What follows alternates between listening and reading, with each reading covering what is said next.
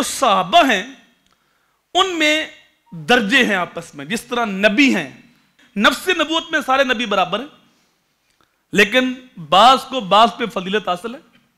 تلک الرسل فضلنا بعضهم علی بعض، یہ رسولوں کی جماعت ہے، لیکن اللہ فرماتا ہے بعض کو بعض پر ہم نے فضیلت دی ہے۔ کوئی فلک تے رہ یار گیا، کوئی جا سدرا تے ہار گیا، کوئی کالیاں زلفاں والا تھی جیڑا عرش تو می لنگ پار گیا۔ تو یہ اللہ نے بعض کو بعض پہ فضیلت دی ہے۔ اس طرح نفس صحابیت میں سارے صحابہ برابر، لیکن بعض صحابہ کو بعض پہ فضیلت حاصل ہے۔ سارے صحابہ میں وہ صحابہ جنہوں نے حدیبیہ کے مقام پہ میرے نبی کے ہاتھ پہ بیعت کی، وہ صحابہ افضل، اور پھر ان صحابہ میں 313 بدر والے افضل، اور 313 صحابہ میں وہ 10 صحابہ جن کو میرے نبی نے جنت کی ضمانت دی، وہ افضل۔ اللہ اکبر۔ اور ان 10 صحابہ میں حضور کے 4 یار افضل، اور چاروں یاروں میں پہلا یار صدیق افضل۔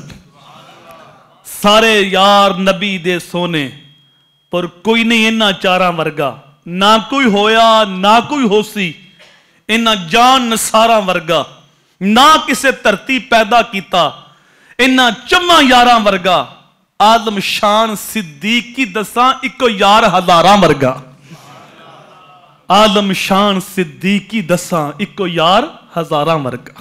اللہ اکبر۔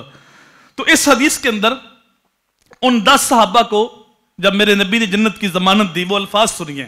قال ابو بکر فی الجنہ، میرے حضور نے فرمایا ابو بکر تو جنتی ہیں، وعمر فی الجنہ، اے عمر تو بھی جنتی ہیں، وعثمان فی الجنہ، اے عثمان تو بھی جنتی ہے، وعلی فی الجنہ، اے علی تو بھی جنتی ہے، وطلحہ فی الجنہ، اے طلحہ تو بھی جنتی ہے، وزبیر فی الجنہ، اے زبیر تو بھی جنتی ہے، وعبد الرحمن فی الجنہ، اے عبد الرحمن بن عوف تو بھی جنتی ہے، وسعد فی الجنہ، اے سعد تو بھی جنتی ہے، وسعید فی الجنہ، اے سعید تو بھی جنتی ہے، وابو عبیدہ فی الجنہ، ابو عبیدہ تو بھی جنتی ہے۔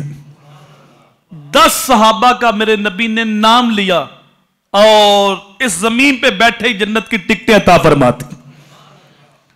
اب کوئی چیز کسی کو تب دے سکتا ہے جب وہ مالک ہوتا ہے، اگر مالک نہ ہو تو وہ چیز کسی کو دے سکتا نہیں ہے۔ اس لیے میرے امام نے کہا تھا میں تو مالک ہی کہوں گا، میں تو مالک ہی کہوں گا کہ ہو مالک کے حبیب، کہ محبوب و محب میں نہیں میرا تیرا۔